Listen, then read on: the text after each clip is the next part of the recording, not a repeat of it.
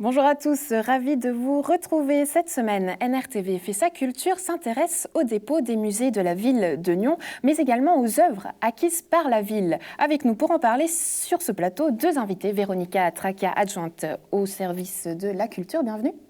Bonjour. Et Pierre Schwertzmann, artiste peintre, bienvenue à vous également. Merci. On va commencer, par une petite question toute simple. Pierre, est-ce que vous savez combien d'œuvres sont au dépôt ? Est-ce que vous avez une idée du nombre d'œuvres qui sont au dépôt ? Je connais le nombre d'œuvres qui restent dans le mien, mais pas dans celui de la ville. Je pense que ça doit être assez important, mais c'est... Assez important, Véronica ? Voilà. Une idée ? Le nombre global, non. Je connais le nombre du fonds d'art plastique de la ville, mais pas global. Un mystère. Eh bien, nous avons la réponse en images et l'occasion également de faire un tour des lieux.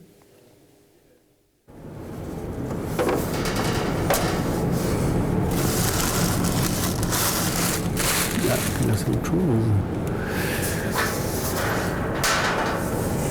La charmante chaussure à talons avec une option palme. Véritable caverne d'Ali Baba, le dépôt des musées de la ville de Nyon compte plus de 40 000 objets inventoriés. Autrement dit, petites et grosses pièces de collection des musées se répartissent les halls de Chamcolin. En réalité, ce sont même 60 000 objets puisque depuis son extension en 2011, certains ne sont pas encore classés. Procédure d'entrée stricte pour faire partie d'une collection, chaque pièce passe par ce qu'on appelle ici le sas d'accueil, lieu de la désinfestation, du nettoyage ou encore du contrôle de l'état d'un objet. Ça nous permet aussi de faire un petit travail de vérification. Il y a des objets qui datent et puis certains qui peuvent être contaminés et autres. Donc c'est là qu'on va pouvoir faire tout ce travail de préparation avant que l'objet rentre dans les collections des musées. Une fois tout beau, vient le moment de la photo souvenir. Il y a certains objets, on va éviter de les exposer à certaines lumières. Et puis aussi la manipulation, donc c'est toujours des choses qu'on doit faire attention, mais ça va vraiment dépendre de l'objet, des matières, etc. Une fois que les objets ils ont passé les deux pièces en bas, on va dire que la plupart du temps ils viennent ici, c'est notre bureau en fait, c'est notre local de travail. C'est là où tous les objets vont passer, comme ça on va pouvoir les inventorier justement. Donc pour nous le travail d'inventaire c'est de prendre chaque objet, c'est lui attribuer un numéro pour le reconnaître, et puis ensuite dans une base de données mettre les différentes infos qui sont liées à cet objet, que ce soit la datation, sa provenance, sa description. Il y a un certain nombre d'informations qu'on appelle documentaires, qui sont justement qui a créé l'objet et d'où il vient. Puis il y a aussi une bonne partie d'informations, qui sont des informations techniques qui sont importantes pour nous, on le verra après. C'est la localisation de l'objet, où on le range, les conditions de l'objet, tout ce qui va nous permettre de le conserver à long terme. Troisième étape, après le constat d'état et le classement, place à la conservation. Et oui, car c'est bien à cela que sert un dépôt. En attendant d'être exposé ou étudié, un objet doit pouvoir trouver une place qui lui assure une dégradation minimale. Bienvenue au cœur du dépôt. C'est un peu le local où on met tout ce qui est grandes œuvres, principalement. Donc on y trouve de tout, vu que, comme je l'ai dit, c'est le dépôt des collections des 3 musées de la ville de Nyon. Donc autant on a des blocs d'architecture romaine, que ce soit des meubles du château ou des bateaux pour le musée du Léman. Au travers des couloirs, plusieurs surprises. Voilà, donc là on a par exemple un meuble du musée du Léman, qui a justement un numéro d'inventaire, ce qui nous permet de le retrouver. Et puis avec ce numéro, justement, on va avoir des informations sur notre base de données qui va nous dire d'où vient ce meuble, à qui on l'a acheté, ou si c'est un don, ce que c'est, où il était utilisé. Dans le cas présent, c'était un meuble qui était sur un bateau du musée du Léman. Dans ces armoires mobiles, il peut y avoir par exemple, là il y a des fresques murales qui viennent de Communie. Il y a par exemple une partie de tuyaux en plomb de l'époque romaine qui vient de la ville de Nyon. Alors là il s'agit d'une halle à bateau. Alors le but de cette halle à bateau c'est de pouvoir conserver la collection des bateaux du musée du Léman. Certains sont sur chariot mobile. D'autres sont rangés sur ces racks à bateaux qui ont été spécialement construits pour accueillir ces collections. Là, c'est la partie de l'extension qui est réservée au musée romain. Il y a une partie des collections, c'est le lapidaire, des collections qui viennent de l'amphithéâtre ou bien de l'ancien fouilles de la Duche. Ici, il paraît que les objets s'égarent mais ne se perdent jamais. Allez savoir. La réponse était donc 60 000, Véronica. Environ 10 000 objets sont exposés dans les musées actuellement, donc le public il peut voir seulement une partie visible de l'iceberg. À votre avis, est-ce qu'il ne faudrait pas intensifier peut-être le rythme des expositions pour faire tourner ces objets ? En fait, moi, ce qui m'a frappé dans ce reportage, c'est de penser justement au nombre d'objets qui sont acquis par la ville et à quel point finalement la collection des œuvres d'art de la ville est modeste en regard de ce chiffre assez immense, vu que pour la collection des œuvres de la ville, il s'agit de plus de 200 œuvres. Mais par rapport à votre question, je pense que justement l'exposition qui a lieu en ce moment au château est l'occasion de faire sortir des œuvres des dépôts et de pouvoir les exposer au plus grand nombre et de pouvoir montrer la qualité, la diversité de ce qui est acquis par la ville. Pierre, en tant qu'artiste, à votre avis, comment est-ce qu'on rendrait ces œuvres d'artistes plus visibles ? Quel serait le moyen idéal, outre les musées ? Alors je crois que la diffusion, quand même, dans les lieux administratifs, c'est une bonne chose pour des œuvres à caractère classique que sont la peinture, le dessin, la photographie, qui se prêtent bien à ce type de diffusion, qui ne sont pas seulement là pour décorer, mais pour faire peut-être penser on va y revenir un peu plus tard. En attendant, ces questions, interroger l'objet, c'est aussi, au-delà de sa forme ou de son sens, questionner le temps. Des questions que se sont justement posées Blaise et Benoît. Regardez. On vit dans une société où en pleine mutation, il y a un certain nombre de techniques qui disparaissent, il y a des objets qui disparaissent, et le seul moyen de s'en souvenir, c'est de les garder dans nos collections et surtout de pouvoir les documenter et en parler. Un objet ici, il a une grande valeur parce qu'on sait ce que c'est. Un objet qui a 2000 ans, si on ne sait plus ce que c'est ou à quoi ça sert, c'est difficile de donner sa valeur. Et aussi, de nos jours, on a toute la partie juridique qui est importante. Les objets qui rentrent au musée, que ce soit par achat, par don, donation, etc. Il faut que ces informations soient mentionnées. C'est aussi important pour nous au niveau légal et juridique, justement. Et puis, est-ce que ces données-là, elles peuvent servir, par exemple, à des études ? Bien sûr, le but c'est ça, c'est que notre inventaire, il est à disposition des chercheurs, etc. On a un certain nombre de chercheurs qui viennent de temps en temps ici. Ils peuvent consulter cet inventaire, c'est ça le but, c'est un inventaire qui est à disposition en fait de la recherche. Il appartient en fait à tout le monde et vu que ces collections appartiennent au musée, donc on essaie de le mettre à disposition le plus souvent possible. Nouveauté, vous l'aurez peut-être compris, puisque pour la première fois, les œuvres acquises par la ville sont exposées au château de Nyons, et ce jusqu'au 19 janvier. Véronica Traca, vous en avez touché un mot justement tout à l'heure. D'où vient l'idée de cette exposition ? Alors c'est vraiment justement cette collection qui existe depuis 1995 à la ville de Nyons, qui est complétée chaque année, qui permet à la fois de soutenir les artistes locaux, mais également de documenter les différents prix que la ville met en œuvre, comme le prix artistique qui existe depuis 30 ans, le prix focal Ville de Nyons, le prix d'art intégré ou encore depuis cette année le prix Abraham Hermanja. C'est une façon pour la ville d'exposer cette richesse qui vient vraiment des artistes locaux, mais également ceux qui infusent en fait la scène locale. C'est également l'occasion pour les personnes de l'administration, pour les collaborateurs, de voir, de découvrir la collection et ensuite de se dire on pourrait exposer cette œuvre au sein de l'administration, donc de la rendre ainsi visible à tous les citoyens. Bon, je vais y revenir parce que moi, il y a quelque chose peut-être qui m'embête de ce côté-là, mais de manière plus générale, ces œuvres, on l'a dit, c'est des œuvres classiques, plutôt des peintures ou photos. Pourquoi est-ce qu'il n'y a pas des objets peut-être plus imposants ?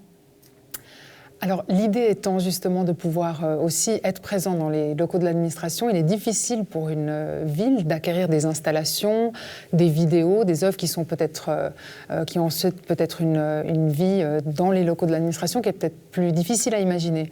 En revanche, je dirais qu'il y a là, par exemple, cette année, on a eu la grande chance de pouvoir acquérir une œuvre vidéo de Christophe Rutimann, qui est un artiste suisse alémanique, qui a fait rouler sa caméra durant 7 minutes sur les mains courantes de la ville de Nyons. C'est une œuvre vraiment exceptionnelle. Et qui sait, peut-être que quelqu'un des collaborateurs souhaitera, peut-être dans une école, l'installer et qu'elle soit visible comme ça au long cours. Pierre Schwertzmann, on peut en régie peut-être nous montrer vos œuvres à l'écran, puisque vous êtes justement dans cette exposition.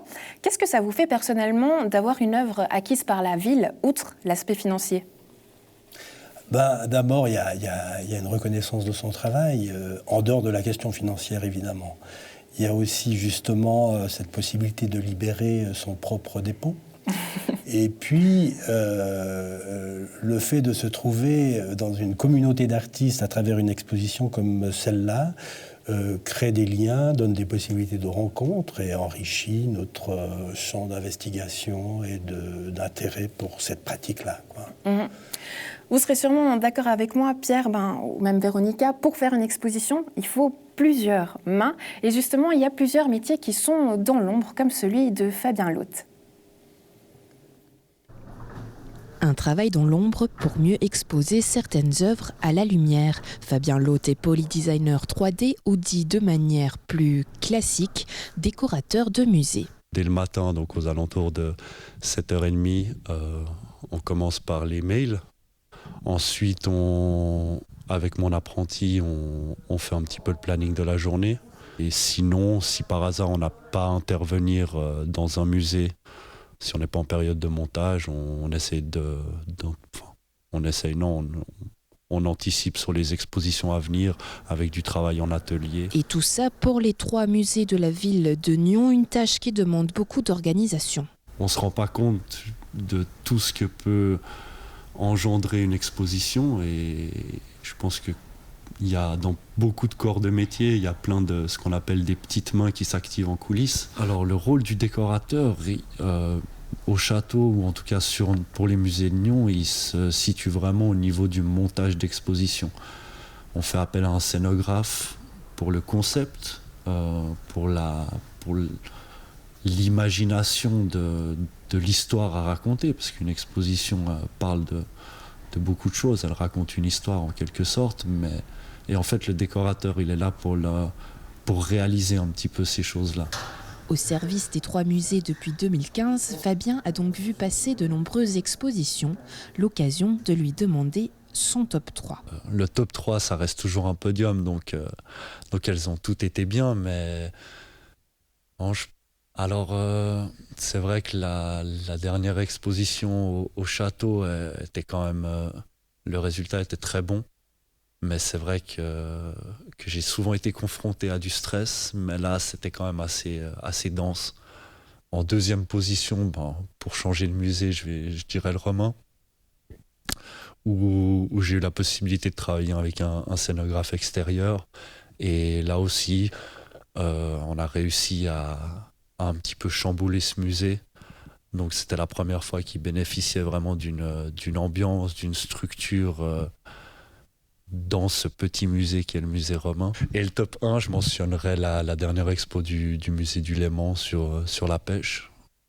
J'ai eu l'opportunité de découvrir via la scénographe des illustrateurs de la région. Par rapport à ces œuvres, est-ce qu'il y a une œuvre que vous aurez bien aimé avoir chez vous ? Oui, il y en a beaucoup. Oui, c'est vrai que quand on a la chance de pouvoir monter l'exposition, on découvre un peu toutes les œuvres en avant-première et effectivement, il y en a certaines. Alors je pense à beaucoup de photographies qui ont été faites par exemple pour le musée du Léman lors de l'année de la photographie, non, mais l'année où le musée du Léman a décidé de faire que des accrochages photos. Donc on a eu Monsieur Gafsou, et c'est vrai qu'il y a des très très belles images de cet artiste photographe qui effectivement aurait une place de choix dans mon salon. Dommage pour Fabien et pour nous, vu qu'on ne peut pas acquérir ses œuvres. Pourtant, il y en a qui peuvent. Véronica Trachia, comment ça se passe concrètement ? Je sais qu'il y a un catalogue, mais ensuite, comment est-ce que ces œuvres sont disponibles ? Eh bien, justement, l'exposition est l'occasion de les découvrir. Et puis ensuite, c'est une discussion avec les collaborateurs qui s'intéresseraient à une œuvre pour pouvoir les installer. Donc, les municipaux peuvent les mettre dans leur bureau, oui, c'est ça ? Absolument. Et puis, mais l'idée, c'est vraiment qu'elle soit aussi, pour nous, un des termes importants, c'est les conditions de conservation. On a vraiment un intérêt à pouvoir faire en sorte que ces œuvres soient visibles par le plus grand nombre, mais également être conservées dans de bonnes conditions pour que la collection puisse perdurer. Et que, vous parlez de visibilité, je vous interromps, mais est-ce que ces œuvres, elles sont vraiment visibles dans les bureaux des municipaux ? Parce que je veux dire, c'est pas là qu'il y a réellement du passage et que monsieur, madame, tout le monde... peut y Alors, accéder? il y a beaucoup de personnes qui sont reçues par l'administration dans les bureaux des uns et des autres, mais il y a également les locaux, disons, ouverts au public, à tous les citoyens. Il y a également, je pense, à la salle du conseil communal, où il y a des œuvres de Pierre Schwertzmann qui sont là depuis quelques années, les salles de conférences, où il y a, en fait, la ville accueille énormément de monde, il y a beaucoup de passages, et c'est une occasion pour tout un chacun de voir l'identité de la ville renforcée par le biais de cette collection qui lui appartient et qui est vraiment le témoignage d'une vie culturelle, d'une vie artistique présente et qui se développe en ville de Nyon. Par rapport à cette visibilité et peut-être un besoin du côté des artistes, Pierre Schwertzmann, il y en a un qui est cité, c'est lequel? Est-ce que vous pouvez le développer? Alors très brièvement, il y a un souci manifesté par une nouvelle génération d'artistes avec lesquels j'ai la chance de pouvoir collaborer. C'est l'idée de dialoguer avec les autorités pour essayer d'obtenir un centre d'art pour justement se donner la possibilité de faire voir des choses qui ne pourraient pas être distribuées dans les bureaux de l'administration par rapport à leur dimension, par rapport à leurs traits. Là, je pense aux performances, je pense à des choses qui ont à voir peut-être un peu avec le théâtre et qui sont... Il y a un décloisonnement, en tout cas, du domaine des arts plastiques vers d'autres moyens, visuels également, de se faire entendre. Véronica Traquin, on sait que la décision ne vient pas de vous, évidemment, mais est-ce que ce centre d'art pourrait voir jour à Nyon? C'est une question qui est en dialogue. Je pense que ce qu'on peut constater, en tout cas, c'est qu'il y a une véritable communauté artistique. L'exposition traversant le salon en est le témoignage. Et que cette communauté a des besoins et que l'action de la ville, qui est aujourd'hui de soutenir, de documenter, est aussi attentive. La ville est attentive, en fait, aux besoins et à l'écoute des besoins des artistes. Et espère y répondre au mieux. Est-ce que vous-même, vous avez une œuvre dans votre bureau? Bien sûr. Laquelle? J'en ai plusieurs. J'ai des photographies de Florian Luthi, qui avait gagné le prix artistique l'année dernière, une série documentaire sur le fascisme, et puis une œuvre de Nathalie Perrin, qui est également une artiste de la région et qui dessine. Voilà. Donc j'ai deux œuvres. Et puis Pierre, vous nous avez dit que dans votre dépôt, il y a plusieurs œuvres, c'est-à-dire que vous aussi, vous souffrez du manque de place. Non, je ne m'en plains pas parce que je crois être privilégié d'une certaine façon. Bon, il y a longtemps que je vis à Nyon, alors j'ai peut-être plus de pièces qui existent justement au conseil communal. Donc non, pour moi, c'est pas le problème du tout. D'accord. Donc, mais quand même, c'est de mettre en place quand même une dynamique pour obtenir justement un lieu plus adapté aux besoins des nouveaux artistes. Eh bien, c'est tout le mal qu'on souhaite à la culture de la région. Pierre, merci d'avoir été avec nous. Merci. On termine l'émission avec le fameux agenda culturel. Et pour ce, 3 propositions. De la musique, vendredi 20 janvier, avec le vernissage du nouvel EP Sonic Trip Hop du groupe Tungsten. Le groupe nyonnais fait le grand écart entre la pop, l'électro et l'expérimental. Du théâtre au théâtre de Grandchamp, dimanche à 17h, avec la comédie des erreurs, c'était juste de Shakespeare. Enfin, l'inauguration mardi 24 janvier au musée du Léman. L'institution présentera une nouvelle salle consacrée à la plaisance et aux fêtes de la navigation dès 18h15. Quant à moi, je me réjouis de vous retrouver la semaine prochaine pour de nouvelles aventures culturelles. D'ici là, portez-vous bien.